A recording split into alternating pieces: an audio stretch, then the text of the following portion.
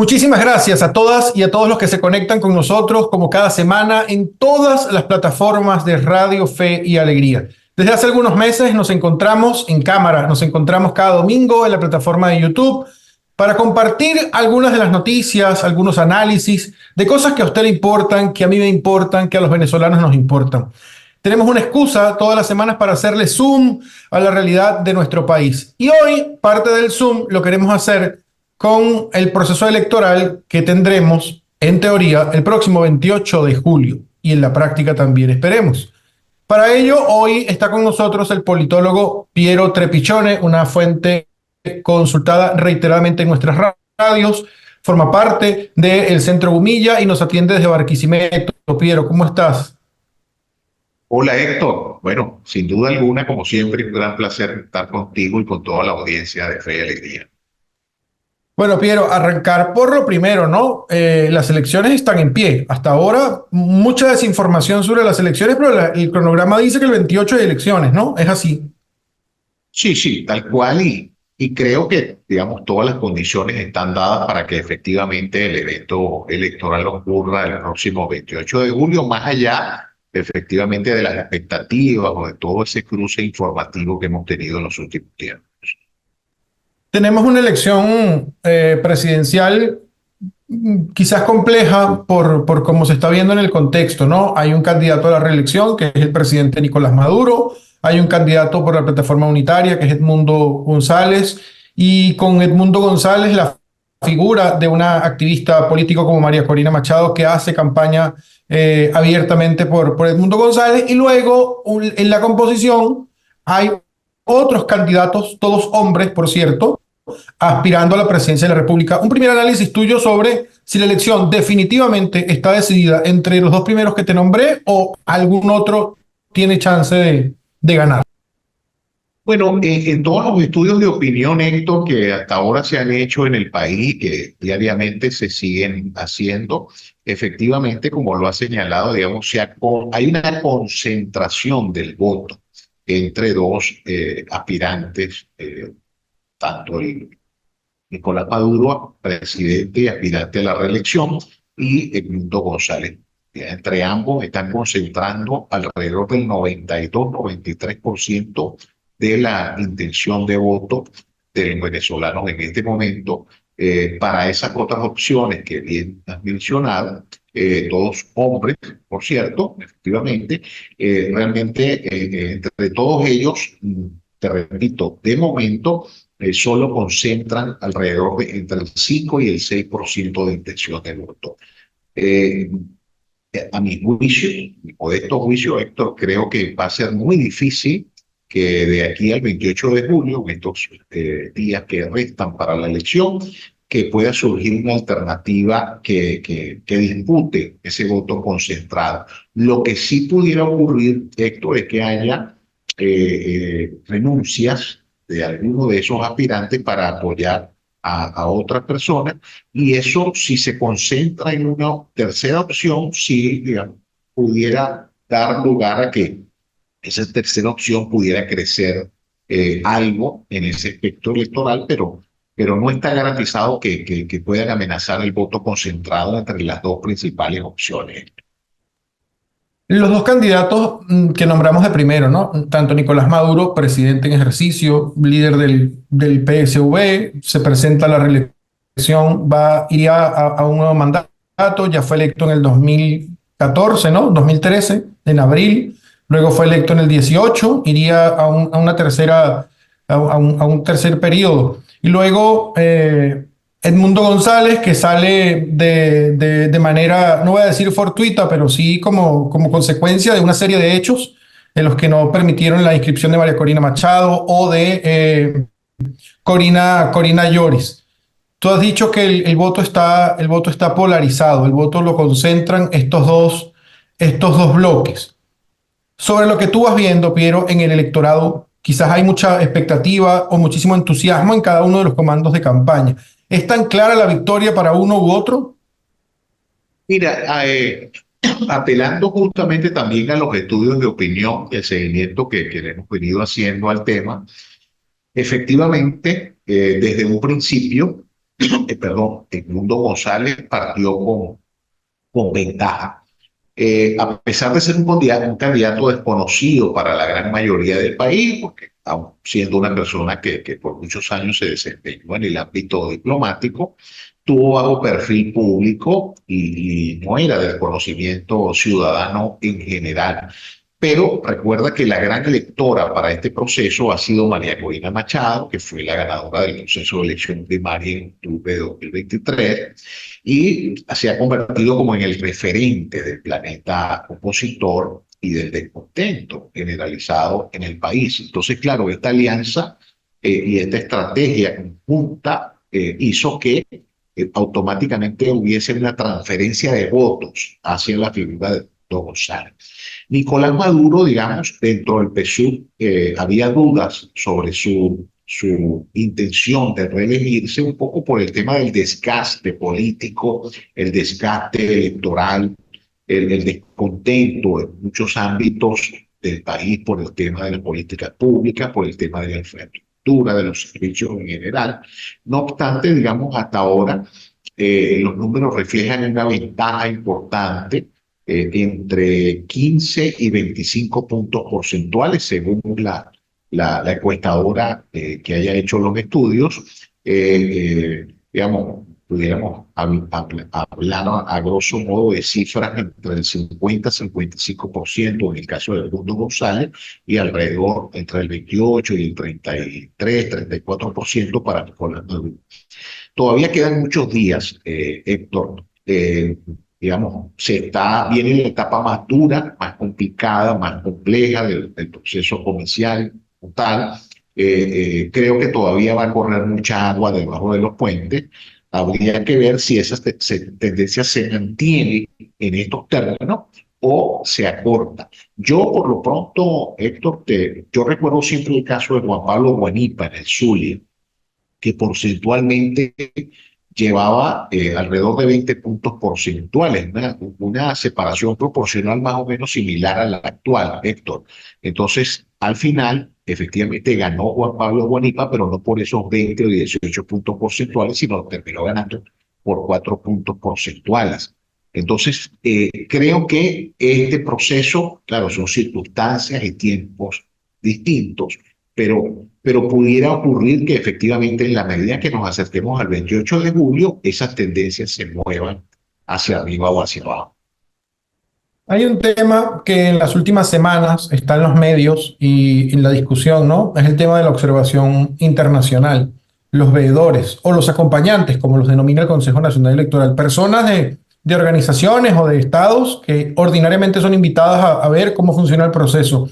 ¿Qué opinión te merece a ti, Piero, desde lo que tú vas mirando, lo que tú vas viendo, el tema de la Unión Europea, de Colombia y Brasil, que parecieran ser dos aliados del gobierno de Nicolás Maduro, pero dos aliados que no van a enviar veedores?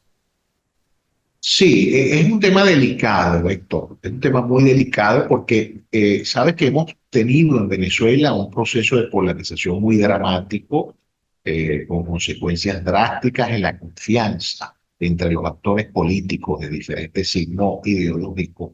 Y uno de los elementos esenciales para recuperar esa confianza es justamente un proceso electoral que pueda ser reconocido por tirios y por troyanos, pueda ser reconocido por todas las partes independientemente del resultado que se produzca. Y para ello, Héctor, es muy importante la observación internacional o el acompañamiento internacional que de alguna manera, digamos, obviamente no son vinculantes sus apreciaciones, pero ayudan a certificar un resultado electoral y que todas las partes involucradas en el mismo puedan efectivamente reconocer.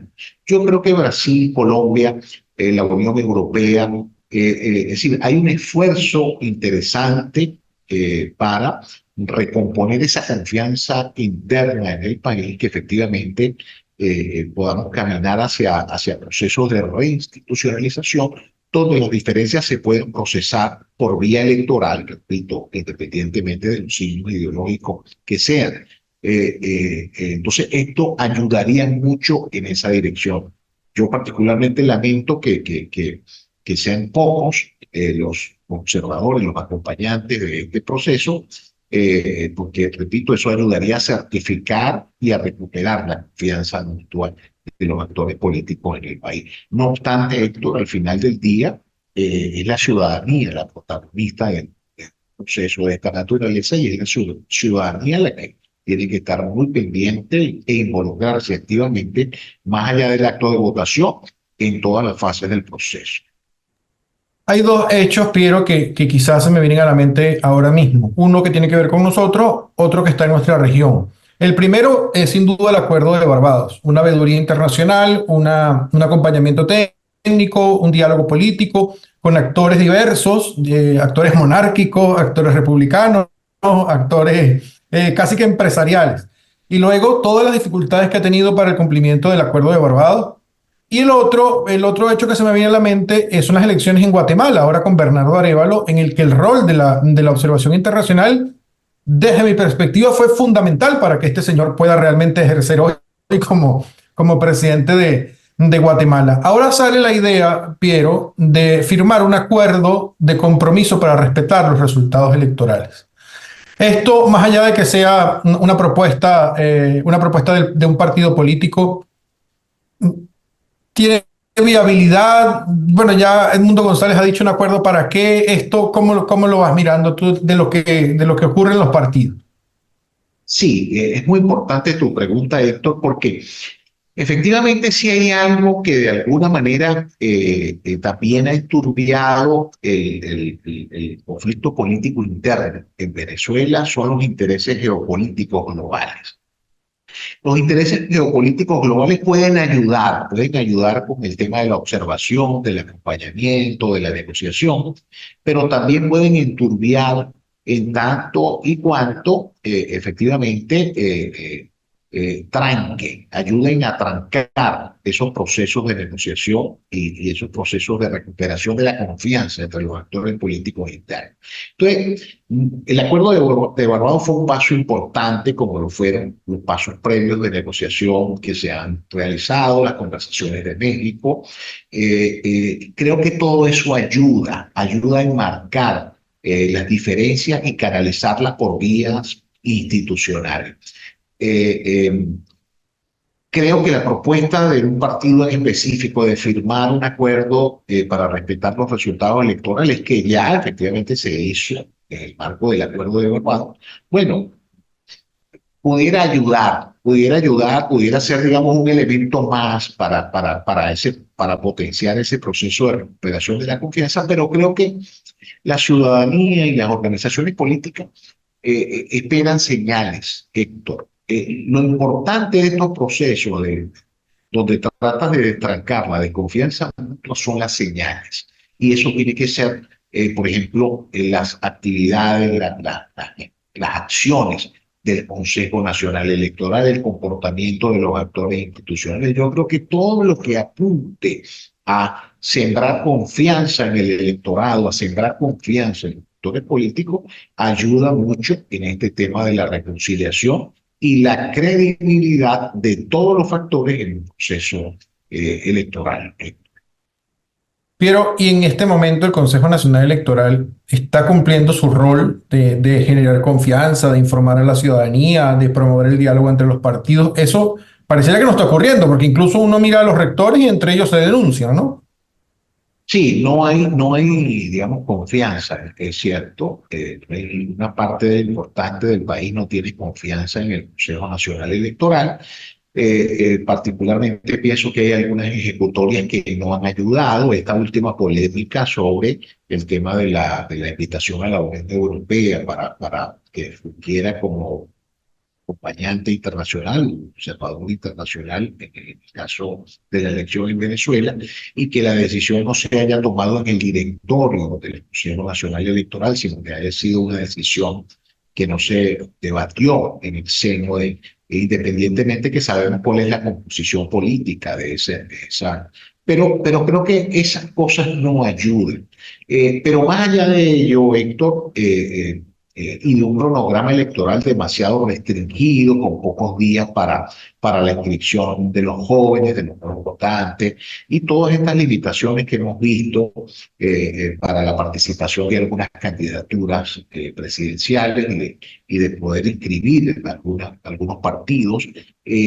Obviamente esto ayuda a generar desconfianza. Pero más allá de ello, Héctor, repito, en Venezuela hay un esfuerzo importantísimo de la ciudadanía por despolarizar el país y por tratar de conducir al país por nuevos derroteros, por nuevos caminos, por nuevas circunstancias distintas a las que hemos tenido de polarización en estos últimos 25 años. Entonces, en ello, Héctor, creo que el protagonismo popular, el protagonismo ciudadano puede superar efectivamente este tipo de ejercicio institucional que no ayuda para nada a un proceso de esta naturaleza.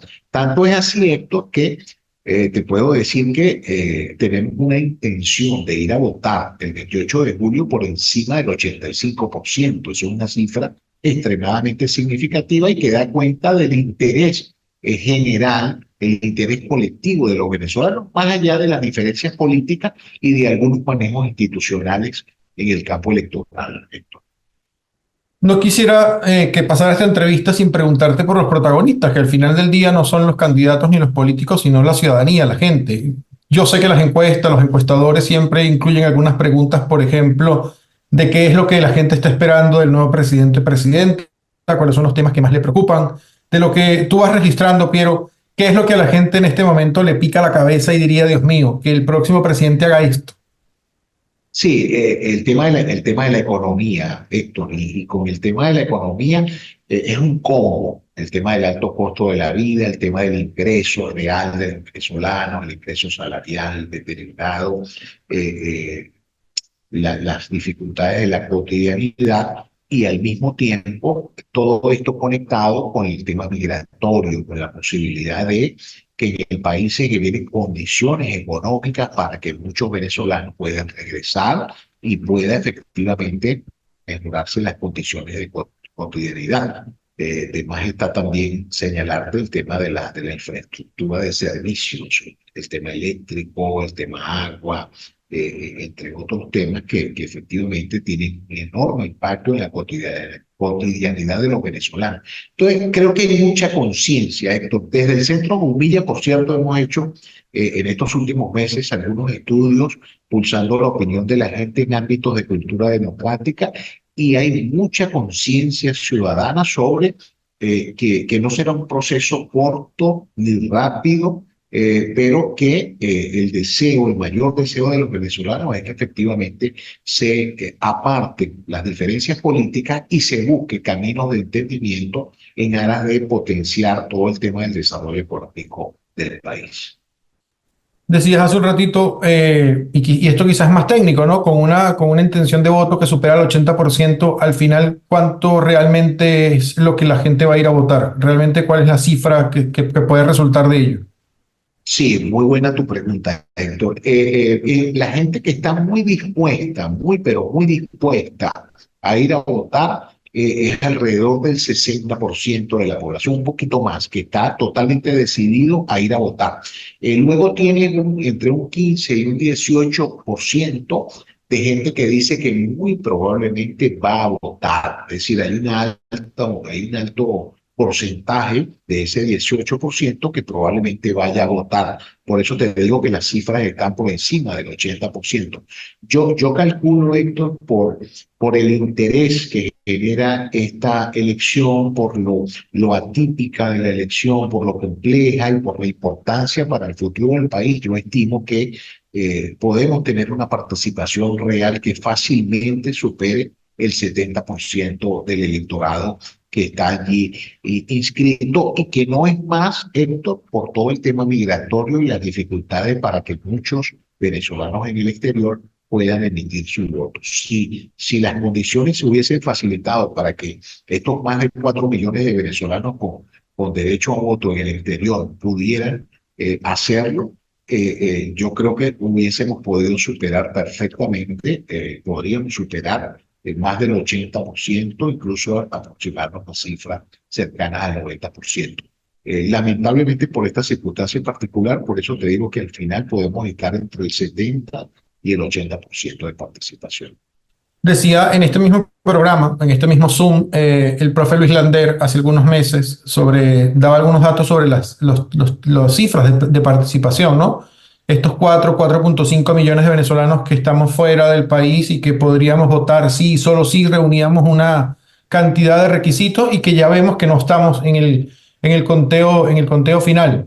Y también hablaba de un número importante de venezolanos no inscritos en el registro electoral, sobre todo jóvenes, muy jóvenes, y que en términos numéricos, y eso lo quisiera ratificar contigo, Piero, en términos numéricos, un candidato o candidata en aquel momento ganaba una elección con 5.5 millones de votos. Ese es el estimado para que alguien gane la presidencia en Venezuela hoy con un universo de 21 millones de votantes.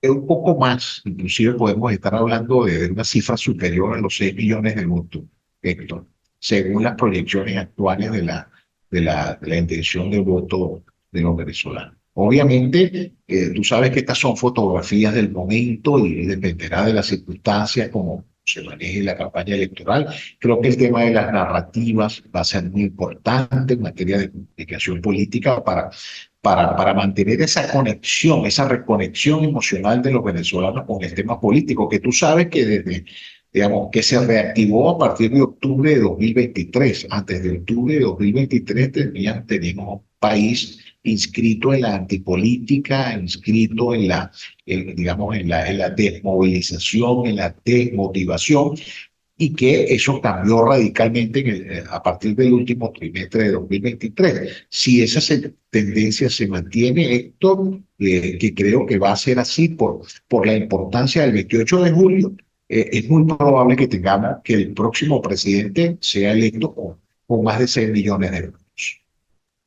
Pienso en esta campaña que comenzó hace mucho tiempo, aunque no formalmente según el cronograma, pero uno ve lo que ocurre en las calles, lo que va ocurriendo en los medios de comunicación, las narrativas que se van instalando. Pienso en la elección cuando Hugo Chávez, en el ejercicio de la presidencia, muere y le designa el mandato a Nicolás Maduro y la movilización popular que generó Nicolás Maduro en ese año. Mucho antes pienso también, por ejemplo, en el asesinato de Luis Carlos Galán y uno de sus hijos le transfiere el mandato a César Gaviria y César Gaviria gana la presidencia de Colombia. ¿Cómo leemos esto que está pasando con María Corina Machado? Porque ella no ha muerto, no designó, o sea, no pasó nada de lo que al menos yo tenía en mi registro. ¿Cómo valoras esto que está ocurriendo con una candidata que si estuviera inscrita, según las encuestas, tendría una altísima probabilidad de voto, de ganar, pero que no está, pero está haciendo campaña? Este fenómeno, a alguien fuera del país que no lo entienda, ¿cómo se lo explicamos? Bueno, muy fácil, Héctor. El país estaba inscrito en la antipolítica, en la desmovilización y en la desmotivación. Surgió un proceso de elección primaria en 2023.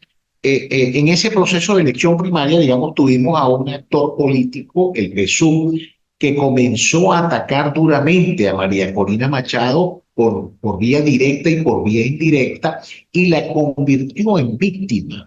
Tú sabes que en política sucede justamente el efecto contrario cuando tú atacas demasiado a alguien. Está sucediendo con Donald Trump, por ejemplo, en los Estados Unidos. Entonces, claro, el gobierno convirtió a María Corina Machado en un referente en el liderazgo del planeta opositor en el país y reconectó emocionalmente a un país que estaba inscrito en la antipolítica y digamos, le dio un ingrediente de motivación sobre la base de la esperanza. Entonces, claro, María Corina encarna ese sentimiento, tiene la calificación de ser en este momento la gran electora. Si tú mides personalidades en el país, digamos, María Corina obviamente tiene en este momento el mayor apoyo popular entre los diferentes líderes del país, independientemente del signo ideológico. Entonces, esa circunstancia especial, al convertirla en víctima, Héctor, que creo que fue un error de cálculo, un error estratégico del gobierno, o del PSUV en este caso, le ha permitido a María Corina ser la gran referente de este proceso electoral. Y el ser la gran referente, evidentemente, pues focalizando su estrategia y no llamando a la abstención, sino llamando a la participación y en alianza con un candidato presidencial, en este caso González Urrutia, facilitó eso existe en las históricas normas de la propaganda, que es el efecto de la transfusión. Se dio una transfusión. Ahora, lo exitoso de este proceso, Héctor, es que fue de manera inmediata. Es decir, cuando se intentó inscribir a Corina Lloris, inmediatamente la gente se decantó por Corina Lloris. No se pudo inscribir Corina Lloris, sino se pactó el apoyo a González Urrutia. Inmediatamente se dio ese proceso de transferencia de votos hacia González Urrutia. Entonces tienen una elección, una candidatura bicéfala, un referente formal y un referente informal que goza del apoyo popular. Héctor. Yo voy a hacer la pregunta igual. ¿Esto tiene alguna similitud a lo que ocurrió con Chávez en el 97? Claro, Guardando las por distancias supuesto. ideológicas, guardando Sí, las sí, distancias ideológicas. claro, es lo que se llama el voto tubo, el voto entubado, vamos para decirlo en términos, o el voto partidario, porque este programa lo ven internacionalmente, el voto partidario. Hay un voto partidario en función de la figura, del liderazgo. Es decir, a quien indique el líder, a quien apoye el líder, por allí vota la gente. Chávez, por ejemplo, arrastró el voto parlamentario, el voto hacia gobernadores y alcaldes con su liderazgo, con su carisma, con su hiperliderazgo. Bueno, es un fenómeno similar, tiene similares características. María Corina concentra el liderazgo, concentra el apoyo popular y, digamos, a quien ella invista con ese apoyo popular, pues se transfiere automáticamente. Piero, quiero agradecerte estos minutos por regalarnos tu tiempo para hacer este análisis de la elección previo al 28 de julio. Darte las gracias a la audiencia que nos acompaña. Si llegó hasta este punto del video, como siempre, compártalo, dele me gusta, copie el enlace y mándelo por WhatsApp a su familia, a sus amigos. Así combatimos la desinformación, tienen más datos luego para tomar la mejor decisión que quieran tomar. Muchas gracias, Piero. Gracias a ti. Gran abrazo. Será hasta un próximo encuentro. Muchas gracias.